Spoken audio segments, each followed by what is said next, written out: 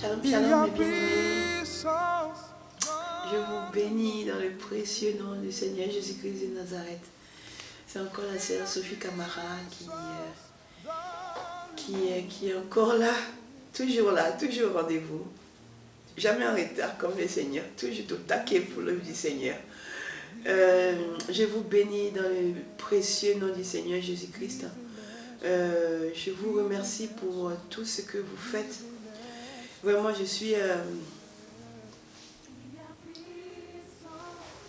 très très touchée. Je suis très très touchée par ce qui se passe. Je suis très très touchée. Il y a des témoignages qui arrivent qui sont trop forts. Qui sont comment Dieu agit, comment Dieu travaille. Comment ce qu'on est en train de faire, on pense que les gens nous insultent, les gens nous calomnient, les gens nous prennent pour des fous parce qu'on a accepté de se dépouiller, on a accepté de suivre Christ. Donc on nous prend pour des gens bizarres. Et nous qui donnons les messages, on nous traite de tous les noms. Quand c'est pas... Bref, que Dieu nous aide. Parce que Jésus est actuellement en train de travailler. Il y a des témoignages vivants. Il y a des témoignages puissants qui sont en train de se passer dans la vie des gens. Par la grâce de Dieu, plus tard, si Dieu le veut, peut-être que vous en aurez connaissance. Jésus est vivant. Il est puissant. Il est au-delà de toute puissance. Il est le maître absolu. C'est tout. En dehors de lui, il n'y a rien d'autre.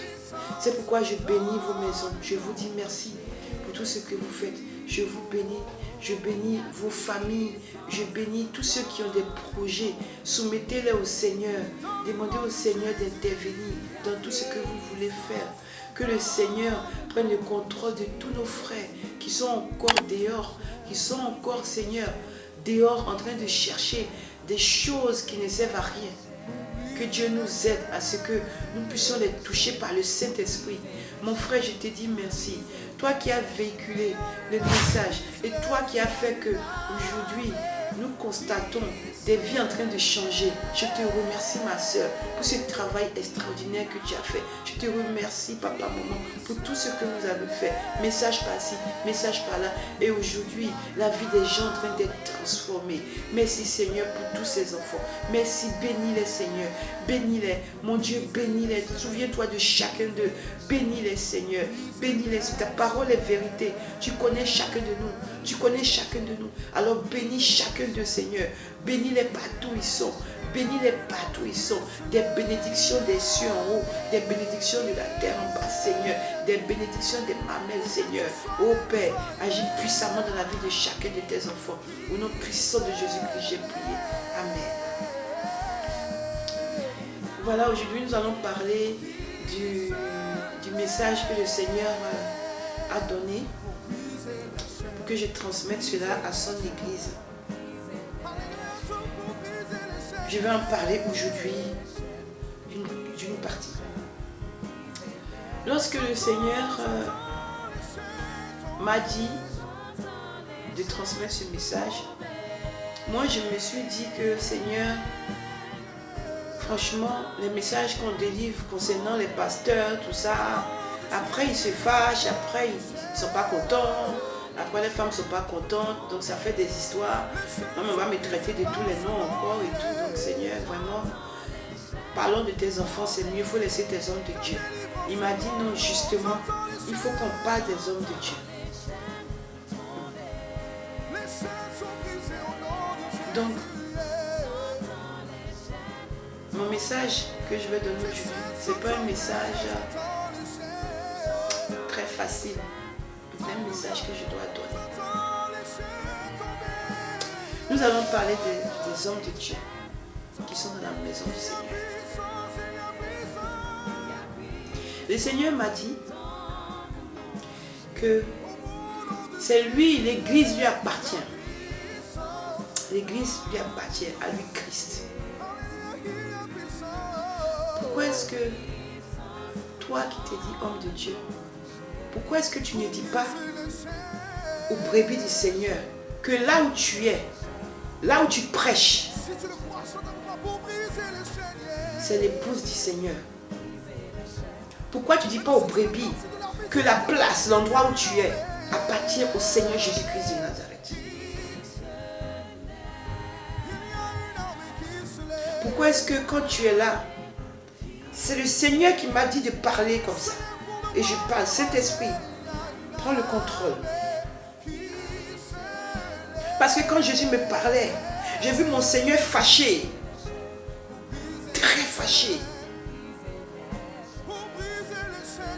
Toi qui te dis homme de Dieu, d'abord, est-ce que c'est le Seigneur qui t'a appelé en réalité? Ça, c'est juste un message que je te donne. De deux, quand tu te tiens sur la chair, pourquoi est-ce que c'est toi qui te glorifies au lieu de glorifier l'Éternel, au lieu de glorifier celui qui a instauré l'Église? Pourquoi est-ce que lui il est relégué derrière? Et c'est la chair qui prend place.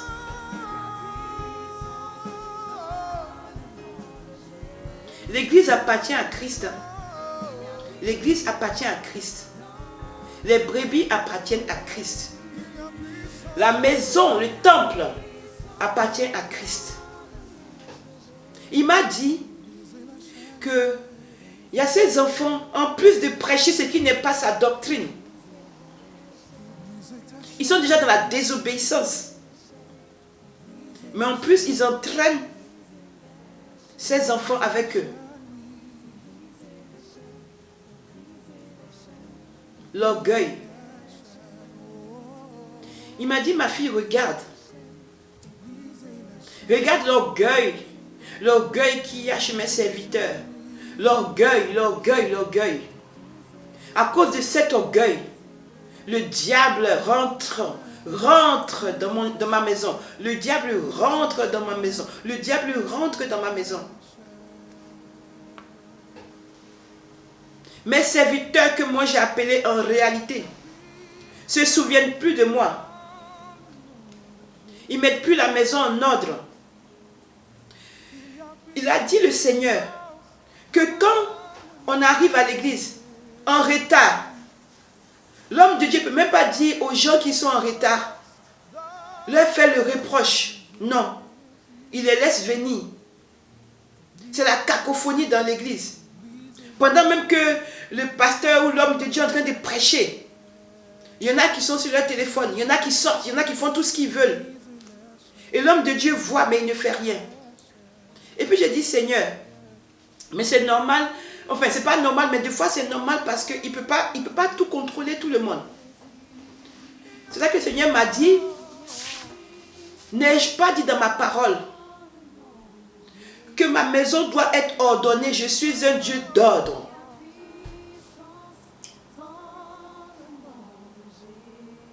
Qu'aujourd'hui mes serviteurs, l'orgueil a tellement pris leur intérieur que tout c'est moi, c'est moi, c'est moi, c'est moi, c'est moi, c'est moi, c'est moi. Et mon peuple est en arrière. On ne prend pas soin de mes brebis. On ne visite pas mes brebis. On ne cherche pas à savoir qu'est-ce qui est arrivé à mes brebis. Quand quelqu'un est malade, on ne cherche pas à aller à l'hôpital. On ne cherche pas à voir celui qui n'a pas de pain. Comment on va faire pour lui donner du pain? On ne cherche pas à savoir si dans le couple de mes enfants tout se passe bien.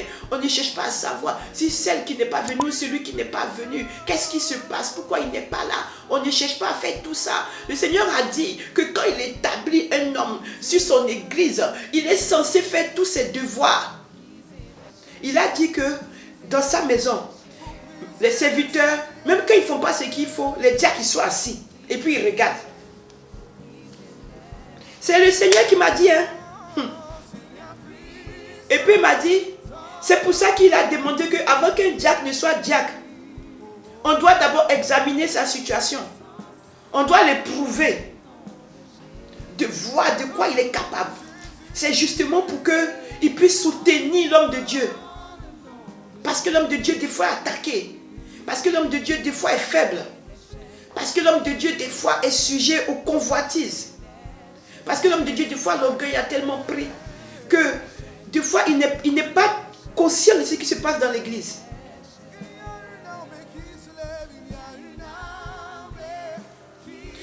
Il m'a dit que les pasteurs, tous ceux qui pensent aujourd'hui, la majorité, ils pensent à comment ils vont avoir les dîmes, comment ils vont avoir les offrandes. Ils n'enseignent même pas à ses enfants ce que ça veut dire. Qu'aujourd'hui il est malheureux parce que beaucoup de ses enfants, à cause de toutes ces histoires de dîmes, d'offrandes et tout ça, ne viennent plus à l'église. Ils refusent. Parce qu'ils disent qu'ils ont été abusés. Et ils sont à la maison. Nombreux, il a dit. Il a dit, toi, pasteur qui ne t'a pas appelé, qui prêche des évangiles de prospérité. Il m'a dit de te dire, est-ce qu'il t'a appelé pour prêcher l'évangile de prospérité? Il a dit que c'est lui qui bénit. Il bénit, c'est lui qui décide. Ce n'est pas un homme qui va venir décider de comment il va orienter ses enfants pour que Dieu les bénisse. Dieu dit qu'il bénit. Ce qu'il demande, c'est qu'on donne la sainte doctrine à ses enfants. Qu'on amène ses enfants à connaître sa parole. En esprit et en vérité.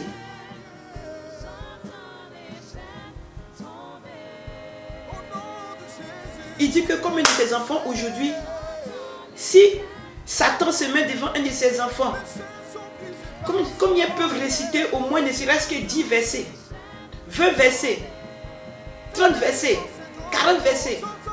Combien? Mais ils se disent enfants de Dieu. Ça, moi j'ai dit Seigneur, tu es trop en colère. Seigneur, pardonne-nous. Seigneur, pardonne-nous. Seigneur, vraiment, on est en tort. Vraiment, tu sais, j'ai essayé d'expliquer au Seigneur que des fois les serviteurs sont débordés, que des fois les serviteurs, bon, comme tout le monde veut les voir, ils n'ont pas le temps de pouvoir voir tout le monde. J'ai essayé d'expliquer. Le Seigneur m'a dit non. C'est comme ça qu'il criait. Il m'a dit, il faut n'importe quoi dans ma maison. Il ne s'occupe plus de mes enfants. La chair a pris place. La chair a pris place. Il m'a dit même, écoute ma fille, des fois, quand les chantres, quand il est en train de me donner, il est en train de me dire quelque chose, Seigneur, il me dit que même au niveau du retard, qu'on ne doit pas venir en retard. Ça c'est le Seigneur qui est en train de me dire qu'on ne doit pas venir en retard. Il dit qu'on doit venir à l'heure, même un peu avant à l'heure. Le Seigneur est en train de me dire qu'on doit venir à l'heure au moins 10 ou 15 minutes avant que ça commence. Parce que c'est là que lui il envoie ses anges. Là il est en train de me parler. C'est là qu'il envoie ses anges. Pour venir recueillir nos requêtes. Mais nous venons en retard. Nous faisons comme nous voulons. Que des fois lui-même il descend pour regarder. Alléluia. Seigneur, que des fois lui-même il descend pour regarder ce qui se passe. Et il voit l'homme de Dieu à la chair en train de voir que les chantres sont en train de faire n'importe quoi. Mais il ne dit rien. Quand il dit de prendre la Bible dans l'assemblée, quelques-uns écoutent, les autres font ce qu'ils veulent. Il y en a qui dorment même, il a dit. Il m'a dit, toi qui dors à l'église, Jésus dit que tu n'as pas de maison pour dormir.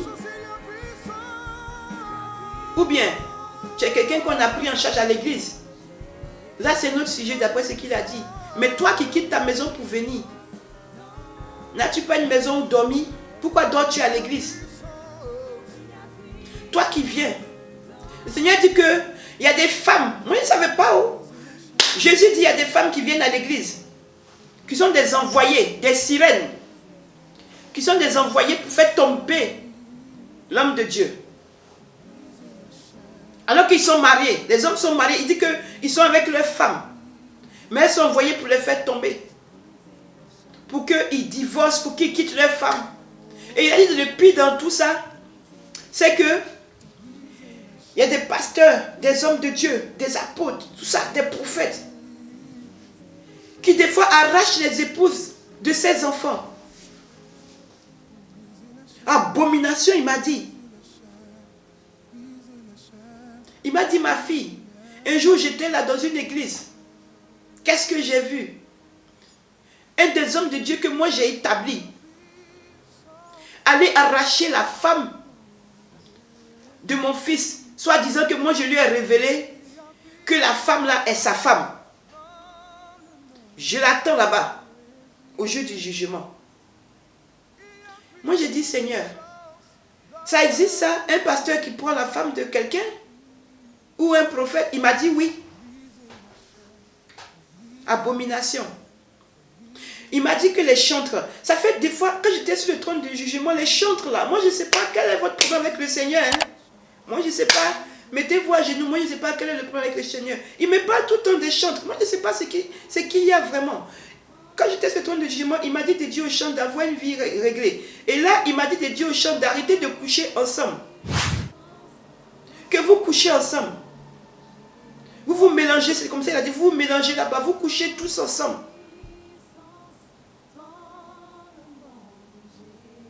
Moi, même quand il m'a dit ça, j'ai dit, ah, ça c'est quelle nouveauté ça encore? Ah, bon, comme moi je viens de commencer, moi en tout cas, où moi je suis passé là, je pense que je me suis dit que dans mon cœur, où moi je suis passé, il n'y a pas ça. Donc je n'ai pas osé aller sur ce sujet-là, mais je me suis dit, bon, moi en tout cas, ce que moi j'ai vu, elles étaient bien. Mais Dieu me dit que les chantres couchent entre eux. Donc moi je ne sais pas, les chantres. Je ne sais pas quel est votre problème avec le Seigneur. Je ne sais pas, vraiment, voyez ça. Il m'a dit que les voix qu'il a données à ses enfants pour chanter pour lui, que même les hommes qu'il a donné des voix pour chanter pour lui en tant que chantre, eux-mêmes ils prennent maintenant pour faire la chair, chanter pour eux, pour leur gloire, pour qu'on les voit, afin de Dieu là. Eux-mêmes ils ont oublié ça. Même pour venir chanter le jour de l'église, il faut les supplier. Même pour faire acte de présence, il faut les supplier. Venir chanter pour lui là, le don qu'il a mis en eux. On doit les supplier. Les supplier pour qu'ils viennent adorer, l'adorer. Les chantres, vraiment, demandez au Seigneur. Je crois qu'il y a des problèmes au niveau des chantres. Il m'a dit qu'il a établi dans l'église l'ordre. Chaque ministère doit s'occuper de chaque brebis, chaque chose dans l'église. Mais qu'il y a le désordre dans l'église. Maintenant, il dit qu'au lieu de demander sa volonté à lui, le Seigneur, qui on va établir, qui on va mettre et tout ça, nous-mêmes on s'élève parce qu'on a vu que tant nous plaît, on nomme tant. Comme on a vu que celui-là nous plaît, on le nomme. On les nomme. Et après, on découvre que les gens ont des vies sales, ou bien on découvre que les gens ne sont pas dignes. On ne peut pas les enlever. Et maintenant, on est dans les problèmes avec eux. On reste à l'église avec eux. Et c'est le chaos dans l'église. Et le diable encore pénètre. Et c'est l'orgueil encore qui agit. Moi, j'ai transmis. Il m'a parlé. C'est ça le sujet qui me fait beaucoup... Ça me fait bizarre, ça me fait mal. Il m'a parlé des hommes de Dieu qui couchent avec ses brebis dans l'église. Moi, j'ai pas vu ça. Ou moi, en tout cas, moi, j'ai pas vu ça. Mais il m'a dit que ça existe. Il m'a dit qu'il y a des hommes de Dieu qui couchent avec les filles dans l'église et avec les jeunes hommes dans l'église.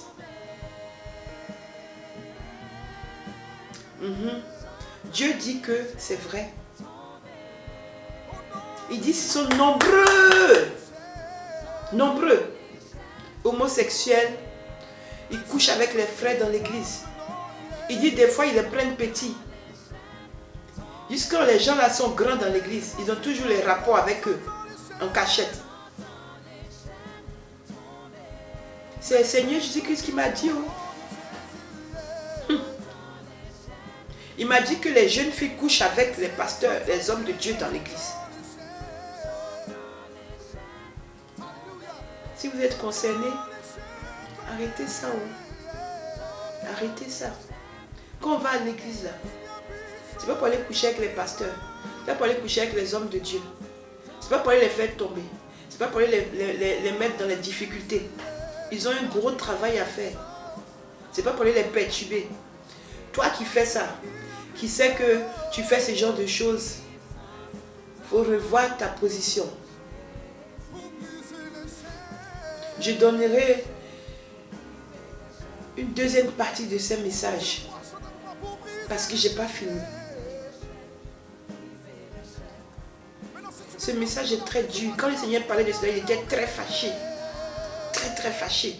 Le visage. Vous savez, le Seigneur, quand il pleure, je ne sais pas ceux qui ont expérimenté avec le Seigneur, ils peuvent savoir de quoi je parle.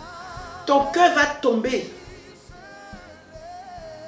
Quand tu entends le Seigneur pleurer ou quand tu entends la voix du Seigneur en colère, ton cœur va tomber. Jésus nous aime tellement. Il nous aime tellement. Moi, je ne sais même plus qu'est-ce que je dois dire. Tellement le Seigneur nous aime. Pensons à notre mort. Pensons à notre mort. Pensons à notre mort. Pensons à notre mort. Pensons à notre mort qui peut arriver à tout moment. On va rendre compte. On va rendre compte de tout ce qu'on va faire. Soyez bénis dans le nom précieux du Seigneur Jésus-Christ de Nazareth. Merci pour tout ce que tu fais pour nous, Seigneur. Béni sois-tu maintenant et toujours. À toi la gloire d'éternité en éternité. Amen.